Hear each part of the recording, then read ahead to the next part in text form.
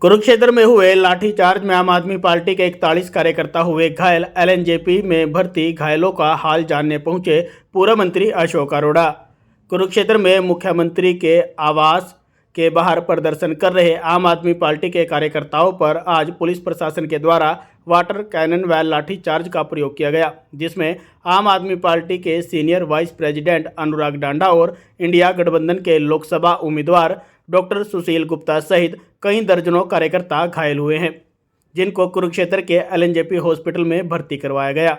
कांग्रेस के वरिष्ठ नेता एवं पूर्व मंत्री अशोक अरोड़ा घायलों का हालचाल जानने पहुंचे और लोकसभा उम्मीदवार डॉक्टर सुशील गुप्ता सहित घायलों व डॉक्टर से बातचीत की।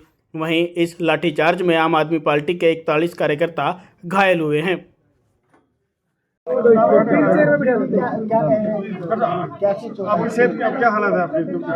अभी यहाँ सिविल हॉस्पिटल में डॉक्टर्स ने देखा है, पट्टी वगैरह की है, अभी सिटी स्कैन कराया है, उसकी रिपोर्ट आनी अभी बाकी है और एक्सरे कराने के लिए अभी जा रहे हैं जो डॉक्टर्स ने रिकमेंड किया है, क्योंकि इन्होंने तो बिल्कुल इस तरीके से मानो ये ख़त्म करना चाहते हैं आम आदमी पार्टी को नहीं, बल्कि हर उस आवाज़ को जो इनके खिलाफ उठती है, जो इनके खिलाफ कोई मुद्दा उठाते हैं, ये हर उस आवाज़ को ख़त्म करना चाहते हैं टारगेटेड तरीके से। मेरे सिर में चोट लगने के बाद मैं वहाँ ज़मीन पर पड़ा हुआ था।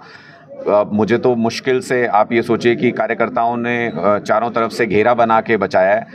ज़मीन पे घायल पड़े हुए लोगों के ऊपर वाटर कैनन चलाना, घायल पड़े हुए लोगों के ऊपर लाठियां चलाना, सिरों पे लाठियां मारना, ये साफ दिखाता है कि भारतीय जनता पार्टी लोकतंत्र से कहीं आगे निकल चुकी है। ये तानाशाही की तरफ जा रहे हैं, लेकिन हम भी इनकलाबी लोग हैं। ना अरविंद केजरीवाल इनसे डरते, ना उनके क्रांतिकारी इनसे डरते। देश को किसी भी कीमत पे गुलाम तो नहीं होने देंगे। जितना इनको आजमाना है उतना अपनी ताकत आजमाना। कितने कार्यकर्ताओं को चोट लगी?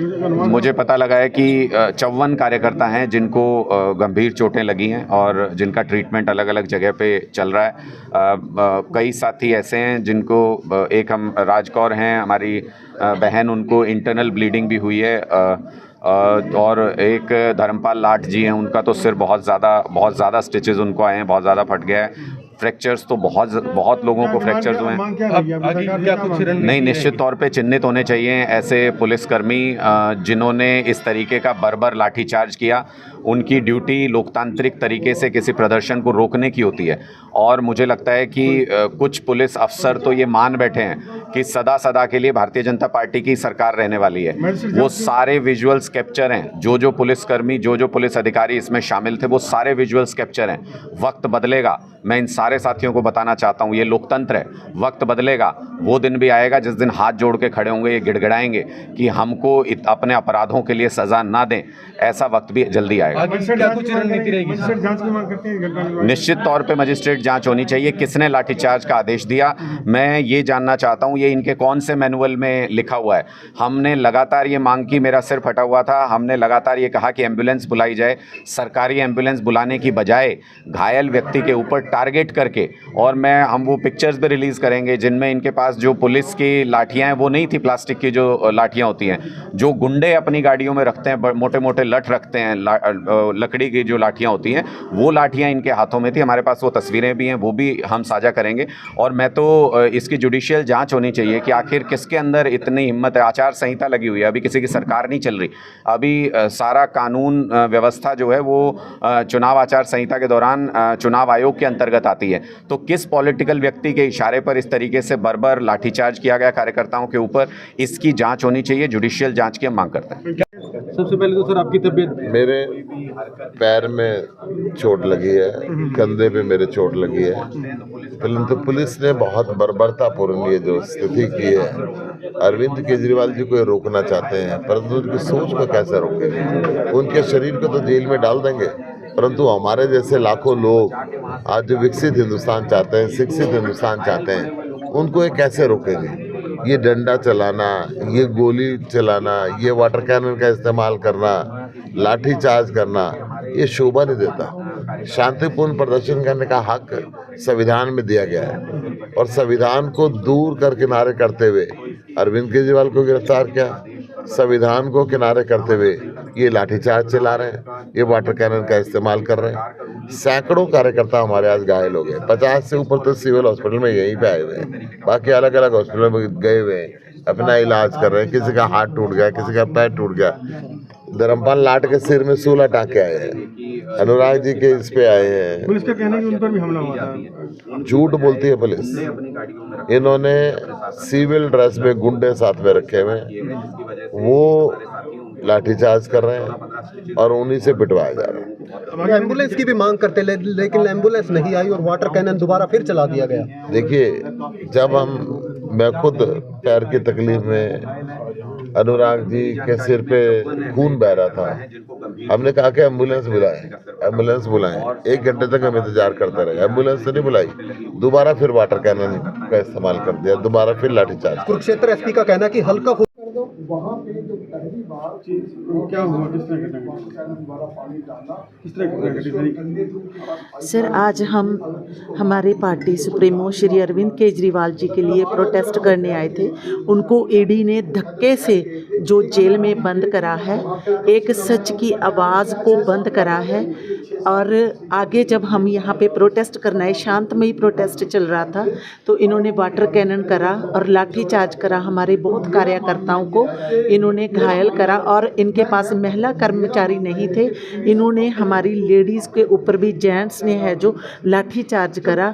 आज लोकतंत्र का घाण हुआ है और महिलाओं के साथ बीजेपी सरकार लगातार अत्याचार कर रही है। आपको कहाँ चोट लगी है? मेरे को मेरे कमर में चोट लगी है और मेरे नाक से और मुंह में से भी खून आया था। ब्लड, लाठियाँ भी मारी हैं और अब मैं गिर गई। जब मैं गिर गई तो दोबारा फिर हमारी तरफ आ गए पुलिस वाले।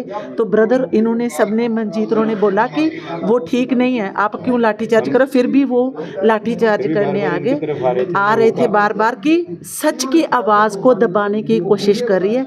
लेकिन मैं आज मीडिया के माध्यम से एक आवाज़ है जो अपनी बीजेपी सरकार तक, नायब सैनी जो मुख्यमंत्री है, मोदी सरकार है, उनके तक पहुंचाना चाहती हूं कि आप एक केजरीवाल, एक सोच को कैद कर दोगे, लेकिन लाखों करोड़ों केजरीवाल और केजरीवाल की सोच को कभी ख़त्म नहीं कर सकते। हम महिलाएं केजरीवाल के साथ खड़े हैं। बेशक मेरा नाम राजकौर गिल है जी, महिला वाइस प्रेसिडेंट स्टेट हरियाणा में। सर, क्या कहेंगे जिस प्रकार से प्रदर्शन कर रहे हैं आम आदमी पार्टी? ये सरकार डंडे से लोगों को दबाना चाहती है। ये पहली बार नहीं है कि किसी एजिटेशन करने वाले को हरियाणा सरकार ने डंडे बरसाए। जब किसान दिल्ली जा रहे थे जब भी डंडे बरसाए थे, जब सरपंच गए थे जब भी डंडे बरसाए थे, जब महिला गई थी हमारी आशा वर्कर, उन पे भी लठ बरसाए थे, जब ओल्ड पेंशन स्कीम मांगने कर्मचारी गए थे उन पे भी लठ बरसाए थे। ये लठ से लोगों को दबाना चाहते हैं। प्रजातंत्र में बात रखने का अधिकार सबको है, परंतु क्योंकि इनका प्रजातंत्र पे विश्वास नहीं है, इनका संविधान में विश्वास नहीं, इनका कानून पे विश्वास नहीं, इसलिए डंडे से लोगों को डराना चाहते हैं। भारत जब से आजाद हुआ है, पहला मुख्यमंत्री केजरीवाल है जिसको मुख्यमंत्री रहते हुए गिरफ्तार किया, और वो इसलिए किया गया कि जब सुप्रीम कोर्ट ने जो चुनावी चंदा लिया था उसकी लिस्ट एसबीआई को देने के लिए किया। बहुत इन्होंने टालने की कोशिश की, और एसबीआई से जब लिस्ट आई, बहुत ऐसे लोग थे कि जिन्होंने चुनावी चंदा दे के उसके बदले काम लिया था। ये बदनाम हो चुके थे, इस डर से इन्होंने केजरीवाल को गिरफ्तार किया। आप हॉस्पिटल पहुंचे हैं, कितने लोग आए? हॉस्पिटल में संख्या तो नहीं मैं बता सकता, वार्ड के वार्ड भरे पड़े हैं। कोई ऐसा एजिटेशन करने वाला वहाँ कार्यकर्ता नहीं है जिसको कोई ना कोई चोट ना लगे।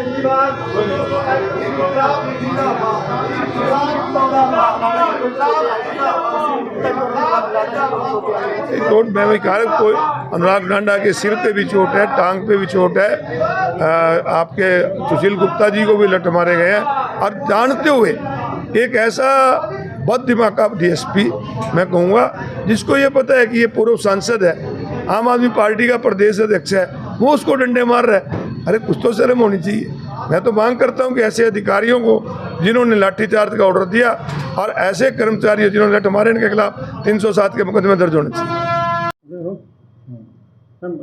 इंसिडेंट हुए आज जो इंजर्ड हुए आम आदमी पार्टी कार्यकर्ता, कितने लोग हैं हॉस्पिटलाइज हुए हैं, क्या स्थिति है इनकी?